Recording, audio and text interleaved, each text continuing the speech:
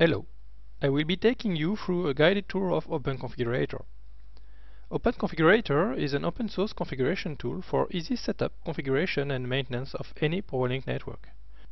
openCONFIGURATOR ideally complements openPOWERLINK, the open source POWERLINK protocol stack for master and slave. openCONFIGURATOR is platform independent and is running under both Windows and Linux. When you start openCONFIGURATOR, you have choice to create a new project or to open an existing one. Let us create a new project now and show you some of the major features of the tool. Select the project path and name. By default, the projects are saved in openCONFIGURATOR projects folder under the user home directory. A POWERLINK network is composed of one managing node named MN and several control nodes named CN. First step of the project creation is to select the configuration of the MN. It can be either a default configuration or a configuration imported from a XDD or XDC file. In this example, we will use the default MN configuration. A default XDD file will be imported. In the tree browser, you can see the project structure, which is currently containing the MN configuration. As for each POWERLINK node, the MN is configured thanks to its object dictionary, named OBD. The objects contained in the imported XDD or XDC file are displayed under the MN OBD and can be edited by user. Fields that can be modified appear with a white background. For example, let us set the POWERLINK cycle to 10 milliseconds. Object 1006 has to be modified. Let us put a value, for example, of 10 milliseconds. Now I would like to show you how you can add a CN to your POWERLINK network. Select the MN in the tree browser and right-click on Add CN. Once again, you have choice to select a default configuration or to import a XDD or XDC file. Let us first add a CN with default configuration. You can see the CN added in the POWERLINK configuration under the MN. In the same manner I showed you for MN, CN object of object dictionary can be easily modified, added or deleted. Now let us import a sample CN XDD or XDC file. You have to browse the file and to select it. The CN, with corresponding object, is now created and inserted under the MN. Once you have inserted MN and CNs in your POWERLINK network, and you have customized the object dictionaries, the project needs to be built. Build project will auto-generate two files. The first file is the CDC file, which is necessary for the POWERLINK MN stack.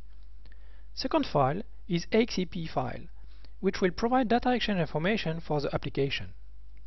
The info window shows CDC and XAP are successfully generated, meaning build was finished correctly. Before looking into detail to CDC and XAP files, let us have a short look to the PDO mapping information. For example, PDO mapping of CN2 was already contained in CN2 XDC file, and it has not been necessary to manually edit it. Clicking on tPDO or AirPDO allows viewing the whole PDO mapping in a single window. But you can, of course, display each PDO thanks to standard PDO mapping objects. Please note that MN PDO mapping can be auto-generated thanks to the project option Auto-Generate. The MN PDO mapping is built from CN PDO mapping information. Project settings also offer the possibility to auto-save the values or to prompt or discard if user does not push the save button. Project settings can be set during project creation or at any time thanks to project settings window.